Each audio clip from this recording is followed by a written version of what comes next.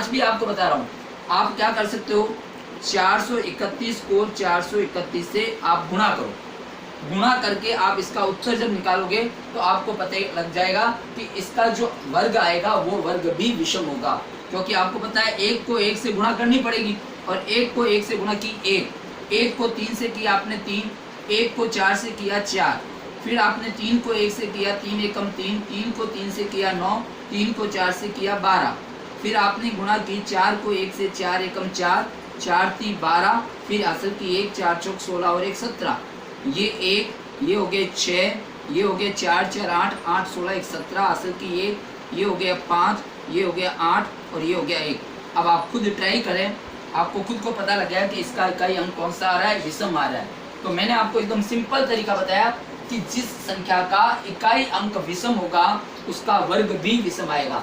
एक छोटा सा एग्जांपल, ये तो सवाल है, मैं एक छोटा एग्जांपल लेता हूँ। जैसे मान लीजिए मैंने यहाँ लिया, इस सेकंड क्वेश्चन को मैंने बांट दिया, ये जैसे दिया है 28 26, मैंने इसको 28 26 बड़ी संख्या है थोड़ी छोटी कर दी मान लो। अब अपन को बताए कि इसका इकाई अंक कौन सा है, सम है। जब इकाई अंक सम है इसका मतलब इसका पूर्ण वर्ग भी जब बनाओगे, आप वर्ग बनाओगे तो इसका वर्ग भी हमेशा क्या आएगा, सम ही आएगा। इसी प्रकार नहीं हो, तो सबसे पहले जैसे हमारा क्वेश्चन दिया है 2826, ठीक है। अब आप देखिए इसका इकाई अंक कौन सा है, सम संख्या है ना, इकाई अंक सम है। आपके दिमाग में तुरंत ये आ जाना चाहिए कि इसका जब वर्ग निकलेगा वो कैसा आएगा, सम आएगा। अब आपको यदि और चॉइस मतलब आपको पूरा कंफर्म करना है तो आप क्या करोगे, 28 26 को गुणा करोगे, गुणा करके आप उसका उत्तर निकालोगे, फिर पता करो। तो ये एक प्रक्रिया लंबी प्रक्रिया है। अब आपको कौन सा सवाल किस आधार पे करना चाहिए ये भी मैं बता दूं। सबसे पहले गणित में एक सिस्टम होता है कि कौन सा क्वेश्चन कितने मार्क्स का है। कई बार मार्क्स के अकॉर्डिंग यानी कितना उसका अंक भार है, कितने नंबर का क्वेश्चन है, उसके आधार पे भी अपन को हल करना पड़ता है। अब मान लीजिए क्वेश्चन यदि 3 नंबर का है तो पूरे पैटर्न पे हल करना है। 1 नंबर का क्वेश्चन आ गया, आपको सीधा इतना ही लिखना है, सवाल में दी गई संख्या 2 8 2 6, फिर लिखेंगे इकाई अंक सम होने पर इसका पूर्ण वर्ग भी क्या होगा, सम होगा। तो आपका पहला क्वेश्चन देखिए, वापस इसमें 431 इकाई अंक 1 है, 1 विषम है, तो आप लिखोगे इसका 1 अंक होने के कारण विषम है ना, तो आप इसको लिखोगे इसका पूर्ण वर्ग भी विषम आएगा। फिर सेकंड क्वेश्चन को देखिए, 2 8 2 6, 6 आपका कौन सा है, 6 आपके सम है, और सम होने के कारण आपका ये अंक सम है, तो इसका जब वर्ग बनाओगे तो वर्ग भी सम आएगा। अगला आपको हिस्सा दिया हुआ है 9, तो ये 9 जो है ये 9 विषम है, आपको सबको पता है, तो 9 विषम है। जब आप इसका पूर्ण वर्ग निकालोगे तो इसका पूर्ण वर्ग भी विषम आएगा। इसी प्रकार अगला अंक आपके पास 4 है, तो ये 4 सम होता है, और सम होने के कारण आपका इसका पूर्ण वर्ग भी जो क्या आएगा, सम आएगा। तो अभी अपन ने जो 2 क्वेश्चन किए हैं, इन दोनों क्वेश्चन में मैंने आपको सेकंड क्वेश्चन जो कल किया था उसको मैंने आप दोबारा इसलिए किया है क्योंकि सरल मेथड लिया है कि आपको ये नियम दिखाया गया भी था कल कि जिनके पीछे ये होता है वो पूर्ण वर्ग है, जिनके पीछे ये नहीं है वो पूर्ण वर्ग नहीं है। हमें खाली इतना ही पूछा है कि पूर्ण वर्ग की संख्या और जो है क्यों नहीं है, कारण बताना है। तो बस आप ये लिखोगे इकाई अंक ये होने के कारण, यानी इकाई अंक 1 होने के कारण पूर्ण वर्ग नहीं है। इकाई अंक आपके पास यदि 4 है तो पूर्ण वर्ग है, इकाई अंक मान लीजिए 7 है तो पूर्ण वर्ग नहीं है। इस प्रकार आपको करना है। फिर क्वेश्चन नंबर 3 में अपन को ये पूछा है कि किसका वर्ग सम आएगा, किसका विषम। तो मैंने आपको एकदम सिंपल नियम बताया, फिर दोहरा रहा हूँ कि आप ये देखें, जिस संख्या का इकाई अंक सम होगा उसका पूर्ण वर्ग भी हमेशा सम आएगा, और जिसका इकाई अंक विषम होगा उसका पूर्ण वर्ग भी विषम आएगा। तो ये दोनों क्वेश्चन आपको मैंने कराए। इन दोनों क्वेश्चन के एग्जाम्पल और भी आप अपने मन से लिख करके और उसका अभ्यास आप जो है कर सकते हो। इसलिए जितना इस पर प्रैक्टिस करोगे ये दोनों क्वेश्चन आपको इसी तरीके से करना है। लेकिन फिर एक बात दोहराऊंगा कि आपको जो कल मैंने सारणी करवाई है उस सारणी को आप जरूर याद करें। उस सारणी को याद करने से आपको आगे की एक्सरसाइज 6.2 3 4 जो है उसमें उसका बहुत फायदा मिलेगा। चलिए अब हम आगे एक क्वेश्चन और है उसकी ओर चलते हैं, और वो भी क्वेश्चन बहुत सरल क्वेश्चन है, वो हम पहले लेते हैं। देखिए क्वेश्चन क्या कह रहा है। क्वेश्चन कह रहा है कि योग संक्रिया किए बिना, क्वेश्चन में जरूर लिखूंगा यहाँ पर क्योंकि जरूरी है, क्वेश्चन लिखा हुआ है यहाँ ध्यान दें, योग संक्रिया। देखिए मैं इससे रिलेटेड एक एकदम सरल क्वेश्चन है वो पहले ले रहा हूँ, वो है क्वेश्चन नंबर 7। क्वेश्चन नंबर 7 क्या कह रहा है, योग संक्रिया किए बिना, योग संक्रिया किए बिना, योग संक्रिया किए बिना योगफल ज्ञात कीजिए। योगफल ज्ञात कीजिए। अब वो कह रहा है योग संक्रिया किए बिना योगफल ज्ञात कीजिए। इसका मतलब आपको योग नहीं करना है। अब आप ये कहोगे कि सर हम उनको क्या पता लगता है कि हम जोड़ कर रहे हैं या नहीं कर रहे हैं, हम जोड़ करके भी तो इसको लिख सकते हैं। लेकिन आप जब जोड़ करोगे तो उसको जोड़ करने के बाद सीधे आप उसका आंसर लिखोगे, वो उसकी क्रिया विधि नहीं होगी। उसको सॉल्यूशन कैसे करना है वो भी मैं समझा रहा हूँ, तो आप उसको भी ध्यान दें कि जो पूछा है उसके अनुसार करेंगे। ये नहीं कि हम सोचते हैं बस हम जो कर रहे हैं वही से। योग संक्रिया किए बिना का है तो अपन को योग संक्रिया किए बिना करना है।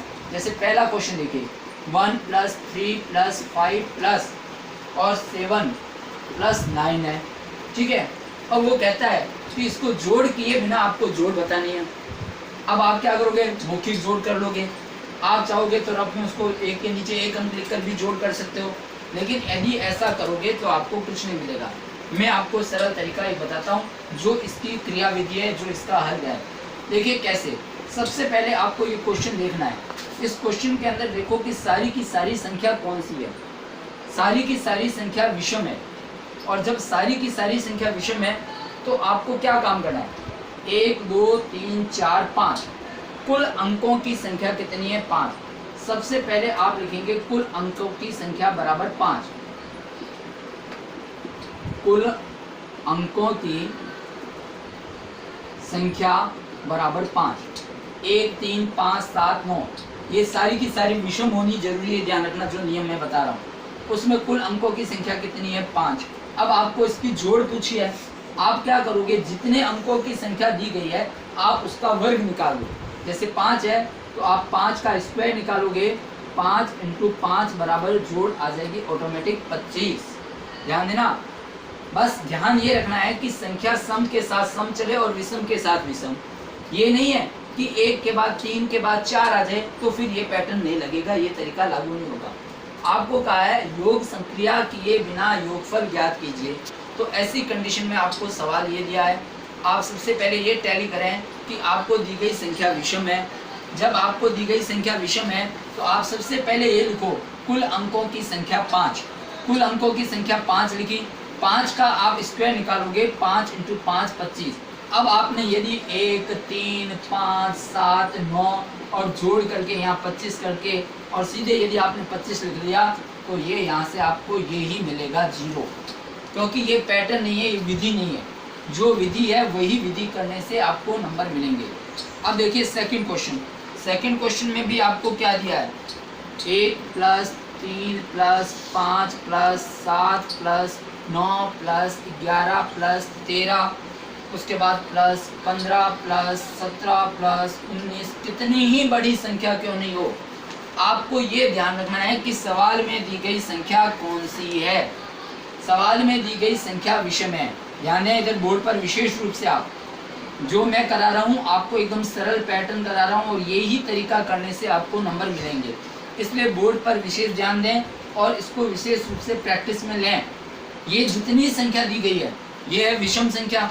अब विषम संख्या इसको तो आपने चलो जोड़ कर भी ली और आपने इसको हल भी कर दिया। अब इतनी बड़ी संख्या को आप कैसे करोगे, इतना दिमाग लगाना पड़ेगा, इतना काम करोगे। इतना काम करके भी आप उत्तर सही ला पाओ ये कोई गारंटी नहीं है, क्योंकि पक्का ये होता है काम कि 1 अंक और 2 अंक है वहीं हम जोड़ करने में भी कई बार गड़बड़ी करते हैं। तो इतनी बड़ी संख्या है, कोई टेंशन करने की जरूरत नहीं है। जोड़ करने के लिए कोई तरीका आपको बताया गया, वो सिंपल तरीका है। सबसे पहले देखो सारी की सारी संख्या दी गई है, वो संख्या है विषम। सारी संख्या विषम है।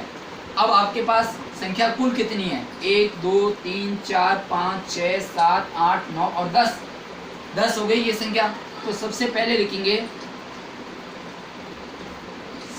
सवाल में, जैसे मैंने यहाँ लिखा है कुल अंकों की संख्या, बात वही है। और यहाँ ये भी लिख सकते हैं सवाल में दिए गए कुल अंक बराबर 10। अब आपको क्या निकालनी है, जोड़, योग करना है। अंक आपको दिया है टोटल 10। आप तुरंत यहाँ लिखो 10 का स्क्वायर और उसके बाद 10 × 10, 10 को 10 से गुणा करो। आपके पास 100 आ गया। ये एक तरह से आपके लिए मैजिक है, जादू हो गया एक तरह से। क्यों? क्योंकि आपको ये पता लग गया कि इस प्रकार हम इसको कैसे करेंगे। अब आपको तसल्ली करनी है, उत्तर को जांचना है। आप मन में जोड़ कर लीजिए, जोड़ करने से आपको पता लग जाएगा इसका योग 100 आ रहा है। अब मैं आपको एक एग्जाम्पल केवल दे रहा हूँ आपको करने के लिए। यही संख्या है, वापस इसको थोड़ा और बढ़ा दिया गया है। 1 + 3 + 5 + 7 + 9 + 11 + 13 + 15 + 17 + 19 + 21 + 23। बस ध्यान यही रखना है कि ये विषम है। तो ये देखो यहाँ तक पहुँचे तो अपने पास कितने हुए? 10, 11, 12। बस यही लाइन वापस आ जाएगी। अंकों की संख्या, बस इसको अपन करते हैं, अंकों की संख्या बराबर 12, फिर लिखेंगे 12 का स्क्वायर, फिर लिखेंगे 12 × 12, फिर लास्ट हो जाएगा 144। ये आपको इसका एकदम सरल मेथड बताया, ये आपको मैंने एकदम सरल तरीका बताया। तो आज अपन ने क्वेश्चन नंबर जो है दूसरा, तीसरा और 7वां, ये 3 क्वेश्चन अपन ने हल करने सीखे हैं। इसका आप अभ्यास करेंगे, अच्छी तरह से सीखेंगे। सबसे सरल एक्सरसाइज को हमने इसलिए लिया है, इससे अपने को अच्छी तरह से प्रैक्टिस करने की जानकारी मिलेगी और अपना कार्य आगे होता रहेगा।